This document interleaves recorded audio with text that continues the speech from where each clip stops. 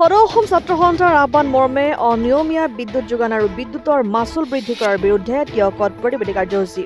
টিয়ক আঞ্চলিক ছাত্ৰ সন্থাই সাব্যস্ত কৰে এই প্ৰতিবাদকাৰীয়ে শক্তি বিভাগ হাই হাই ছাত্ৰ সন্থা জিন্দাবাদ আদি শ্লোগান দি প্ৰতিবাদস্থলী উত্তাল কৰি দিলে। শীঘ্ৰেই বিদ্যুৎ যোগান নিয়মীয়া আৰু বিদ্যুৎ মাচুল হ্ৰাস কৰিব লাগে বুলি দাবী উত্থাপন কৰে। অসম ছাত্ৰ সন্থাৰ আহ্বান মৰ্মে টিয়ক আঞ্চলিক ছাত্ৰ সন্থাই আজি কেৱল কথা আৰু শব্দ বাক্যৰে ডাবুল ইঞ্জিনৰ চৰকাৰখনে চলাই থকা এই বিদ্যুৎ বিভাগৰ অনিয়মিত বিদ্যুৎ আৰু বিদ্যুৎ মাচুলৰ প্ৰতিবাদত আজি টিয়ক আঞ্চলিক ছাত্ৰ সন্থাই প্ৰতিবাদ সাব্যস্ত কৰিছে। আমি এই কথা অসম চৰকাৰ আৰু বিদ্যুৎ বিভাগক এটা কথা আমি টিয়ক আঞ্চলিক ছাত্ৰ সন্থাই সকীয়াই দিব বিচাৰিছোঁ। স্মাৰ্ট মিটাৰ লগাইছে, 24 ঘণ্টাই ঘৰে ঘৰে বিদ্যুতৰ যোগানৰ শ্লোগান দিছে। কেৱল কথা আৰু মুখৰ কথাত আমি পতিয়ন নিয়াই থাকিলে নহ'ব।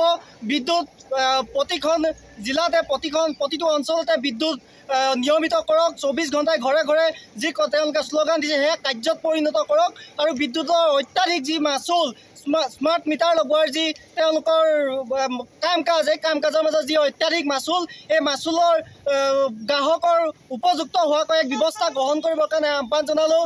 এতিয়া আগন্তুক দিনত যদি এনেদৰে বিদ্যুৎ বিভাগৰ যদি এই কাৰ্যকলাপবোৰ মুখৰ কথাত বন্ধ নকৰি যদি কাৰ্যত পৰিণত নকৰে, অনাগত দিনত ৰাইজৰ সহযোগত তীব্ৰতৰ আৰু গণতান্ত্ৰিক কাৰ্যসূচী ল'বৰ কাৰণে বাধ্য হ'ম আৰু তাৰ বাবে প্ৰশাসন চৰকাৰ দায়ী হ'ব। আমাৰ এই স্পষ্ট কথা।